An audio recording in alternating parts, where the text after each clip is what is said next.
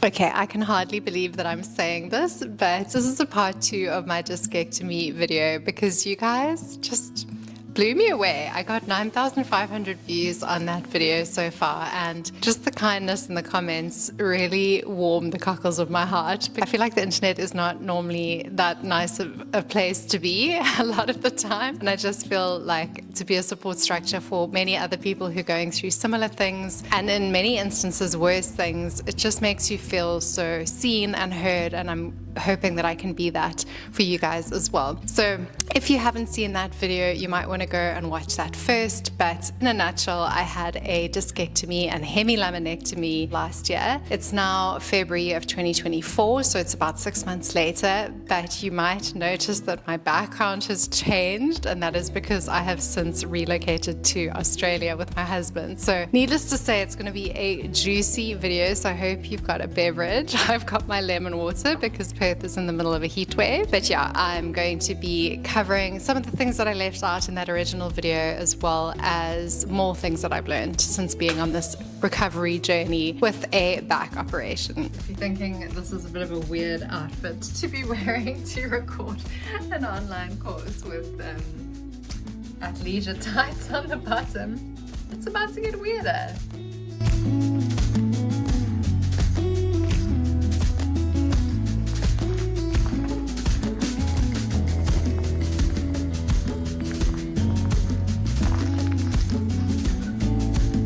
If you missed the video, I've actually recently had a back surgery, so unfortunately I have to wear this gorgeous looking brace.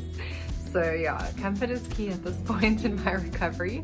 If you're new here, it's so good to have you. My name is Megs. Normally I make digital marketing videos, but it seems like I have a knack for like weird niches on the internet. First it was WhatsApp for business, and now it's discectomies, so welcome to my weird world. Alright, so just a little bit of context in terms of how I got from Knysna, Western Cape, South Africa to Perth, because you'll need the context for the story. I'm going to acknowledge up front that the discectomy journey was a little bit different for me because I was in the process of getting married in December.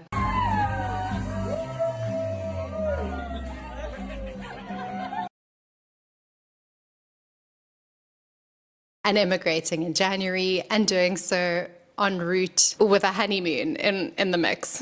I was asking a lot of my body, and you'll see as I recount some of the experiences, I'm sure that many other people would have maybe had a more restful time post-op, but because of what was going on in my personal life, I did find it hard at points to take things as easy as I could or should have. And many people asked me what kind of discectomy it was. It wasn't a microdiscectomy, so it was just, all the surgeon called it was a discectomy, and judging by the length of my scar, which is about that big, I'm guessing there was nothing micro about it. So I will include some pictures of the scar soon after the surgery, as well as what it looks like now, because I think that is one of the concerns is, you know, am I going to be able to wear a bikini or a bathing suit after all of this is said and done? And yes, I mean, the scar is pretty inoffensive as far as I'm concerned, and unless you're a model, I don't think it's something that should put you off the surgery. But needless to say, I had this discectomy, hemilaminectomy, and was very worried about the prospect of getting married later on in the year because I wanted to be pain-free and basically doing the worm on the dance floor. So we were never going to get quite there, but I am thrilled to report that we had a beautiful wedding and I was able to dance pain-free. Allow me to reintroduce myself. My name is Ho, H to the OV. Although the healing journey hasn't been as straightforward as what I was hoping or expecting. How I described it in that first video, I believe, was that there was a 6-week initial recovery period post-op where you were primarily resting. Then following that, there was a second 6-week period where you would work with a physiotherapist, which is what I did. I went back to Cape Town, which is where I was living and working at the time, and worked with a physiotherapist at a hospital called Vinci. And I really liked the idea of this physiotherapist because effectively there was a pool next to her practice, which in my mind, I thought if there was like an aquatherapy part of what she was going to help me with, that would be amazing. It turned out not to be necessary, but I'll take you through that process as well. But yeah, basically then you have your second 6-week period where you work with hopefully a team of medical specialists. And then I'm going to introduce like a third chapter, which is maybe the 6 weeks to 3-month period after that. So basically think of the recovery in a 3-phase process. So in the first phase, I was incredibly diligent about bed rest. I must admit that I didn't take as much time off of work as I was allowed to, so I was booked off for longer than what I ended up taking. Because I have a desk-bound job, I was working in e-commerce in a primarily desk-based managerial position. I felt equipped to go back to work sooner, which I can guarantee wouldn't be the case for a lot of people because A, you just want to use the leave, or B, you have a more physical job, in which case it would be less likely for you to be able to go back sooner. Regardless, I wanted to go back because I felt like any more weeks of bed rest would end me in the loony bin. So basically I would either work from home, which was amazing because I had the flexibility to do so, and an employer that was incredibly sympathetic in that situation, which of course isn't the case for everyone. And then when I did go back into the office, I would just be mindful about the amount of time I was sitting. So some people asked why you can't sit. I believe it's just that that's when there's the most pressure on your spine, and so if you can avoid it, it's better to rest on your back or sit on a bar stool. That was basically how it was explained to me. It might be slightly different with the micro discectomy, but certainly with the discectomy, that was the advice that I was given. And I did find that it was easier, even if at my desk I would sit with a bench underneath my work desk so that I'm either reclined slightly backwards, slightly forwards, as in perching on a bar chair, or I would be lying down. So basically just took it very easy that first 6 weeks and probably started working at the 5-week part, let's say. Then I was referred to this amazing physiotherapist. It's probably very unlikely that you guys are Cape Townian based, but I will link her details, Mandy. So Mandy basically put me on a nice routine where once a week I would go and meet with her and she'd make the exercises harder and harder. It wasn't exercise as in the exercise that we're thinking of. It was more like lying on your tummy and doing this with your legs. So just trying to lift your legs a little bit behind you. I would describe it as like micro exercises, just focused basically on getting your core strength back. And then only within, like, let's say 4 weeks did I then start to go fortnightly and I could do more interesting activities. So it was very mind-numbing in the sense that the activities were very micro and minor, but I'm sure that that's part of the course. And then I begged her at some point and just said, goal, I need to swim, I need to get on a bicycle, I need to do something. So she cleared me then for swimming, probably 4 weeks into seeing her, so 9 weeks post-op. And that was actually my sport of choice because I felt like it had that like mental health component, which the other exercises obviously didn't. And I just felt better about myself because I was able to go to the gym, put on a cozy and just feel like I was reintegrating back into society versus just taking a little bag. I had a bag of like TheraBands, like small TheraBands, which is totally fine, but it just does nothing for you mentally. And I'd relied heavily on exercise for that and to like, you know, curb anxiety and just feel peaceful and like myself. So I really struggled with that because anyone who knows me in personal life would know that I'm often considered the sporty one. I love outdoorsy activities. I like hiking. I love sports. I love tennis. I love running. I like being on the mountain in Cape Town. I like all those sorts of things. So for me, that was one of the hardest parts was, yes, you're okay and you can walk and you're going to go to gym and at some point you can drive. I think it was maybe 6 to 8 weeks after I could drive, but you don't really feel like yourself. And I think that part is just mentally very challenging to come to terms with.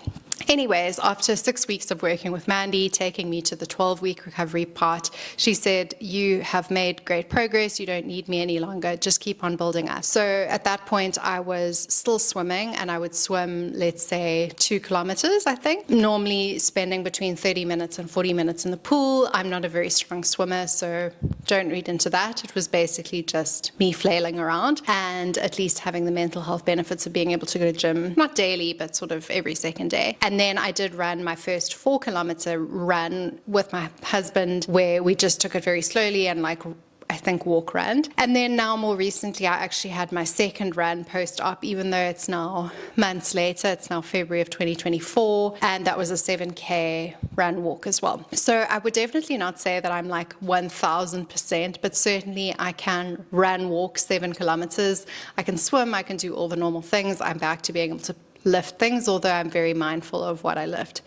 Where the healing journey got a little bit more complex was the wedding and the honeymoon. So the wedding was very fortunate to be able to dance, have a great time. I'll insert pictures. It was just like the best day of our lives, like just truly phenomenal. But obviously recognize that this is so not normal for that to be the biggest consideration. But I guess anyone would have some sort of things coming up that they might be nervous about, and this just happened to be mine. We did sort of ramp up in terms of seeing family. Ended up playing padel the one day with my husband's family and just having a great time, sort of letting the hair down. There was definitely a day after the paddle that I felt not great at all. I felt like, oh my gosh, have I overdone things? But at the same breath, I felt like you have to strike that balance in terms of doing things for you and for your mental health and pushing yourself slightly versus just being bedridden the whole time with this discectomy. But then where it started to get a little bit more complicated was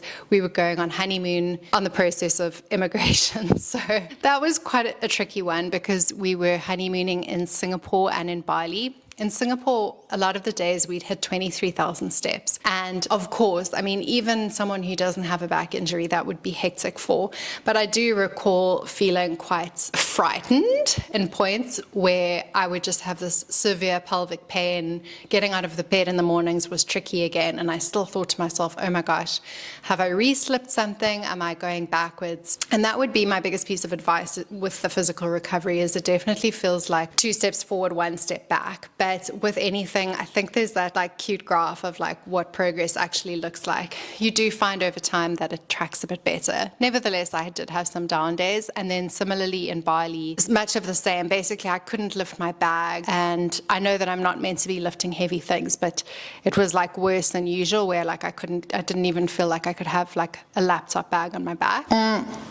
So there were just a few instances like that where I did feel actually that it was affecting my quality of life. Anyways, ended up going to a doctor as soon as we landed in Australia just to get medical advice on this pelvic pain, which was very similar to the pain that I had prior to the op. If you've watched the first video, you'll know I never actually had back pain prior to getting the L4, L5 discectomy because in my mind it was a hip issue because of the pain in my hips. So very similar pain. Thankfully, both what I'd Googled, and I know obviously Googling's not the best idea, but both what I'd Googled and what he had told me was that you often are likely to have what they call flare-ups post the surgery.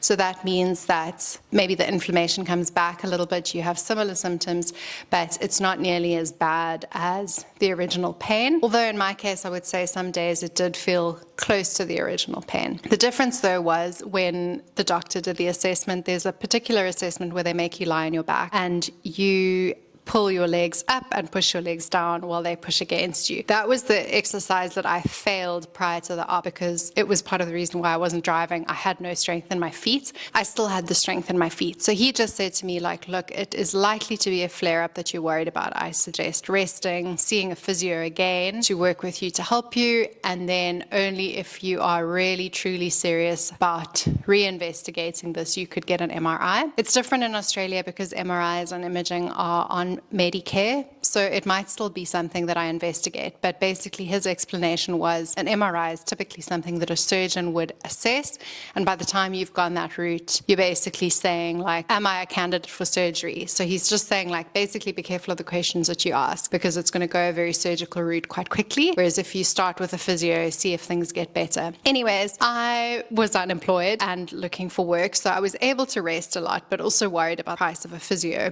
And so basically I just bided my time for a little bit, and thankfully for me, the symptoms started to decline. So point number one, I mean, obviously everyone's going to be different, but the process, I can't articulate enough, is just not linear at all, because to be totally fine for the wedding in December, dancing, playing padel, doing all the sorts of things that I was, wanted to be able to do, to like a few weeks later, which was now 6 months post-op, to still be feeling like, oh my gosh, I have these down days where I'm just teary. I'm at that like low level of chronic chronic pain where everything feels like a big inconvenience or a bigger inconvenience than what it should. So just a few things like that where I would say definitely seek the medical advice. I'm not saying don't, but there'll definitely be parts where you feel like you've taken 2 steps forwards and 1 step back, and that's okay. And then the second part of that is just that the mental challenge cannot be overstated. It really is such a mental game where you feel like so alone. You can have so many people around you. I have the best support network in the whole world. My husband is like basically Mother Teresa, and my friends are incredible. Like, they made such an effort in terms of like coming over for coffee and tea and all the things that didn't require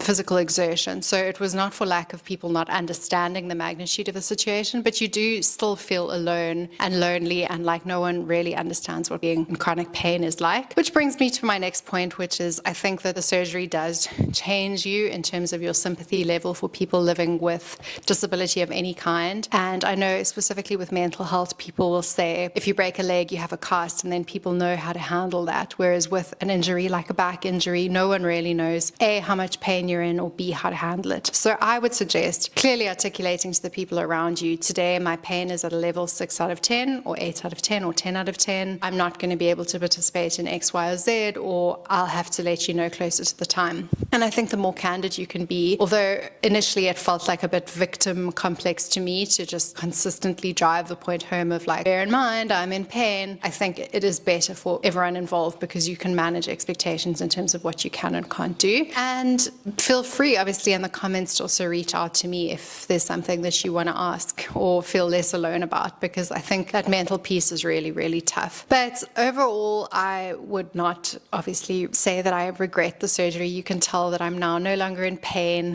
Hopefully that's obvious. Apart from these semi-bad days where I just feel like I get very tired, like let's say at 4 o'clock, I'm starting a new job and don't even feel the need to have to disclose that to a new employer, which was something that I was really worried about because it's not something you want to lead with in a job interview, that you'd had back surgery recently, but it no longer affects me to the point that I feel like that's relevant information. And just in general, to not have the nerve pain. I think that the nerve pain that would travel down my leg, like shooting tingles or shooting pain. So the nerve pain was really what irked me. I can handle pelvic pain if it's like minor, and I'm hoping that, you know, over time it subsides and eventually goes away, but it's that tingling pain and the loss of feeling that was really stressing me out prior to the surgery. So if you have anything that vaguely resembles not being able to feel parts of your leg, not feeling like you're able to drive, and especially with the L4, L5, they will often ask you about your bowels. So not a nice thing to talk about, but if you have any issues that are like bladder related, that's also a very strong indicator that you need help immediately. In the first video, I did mention that I made the decision to have surgery very quickly, which I know other people in the comments have said that they've waited a lot longer. So I think only you can know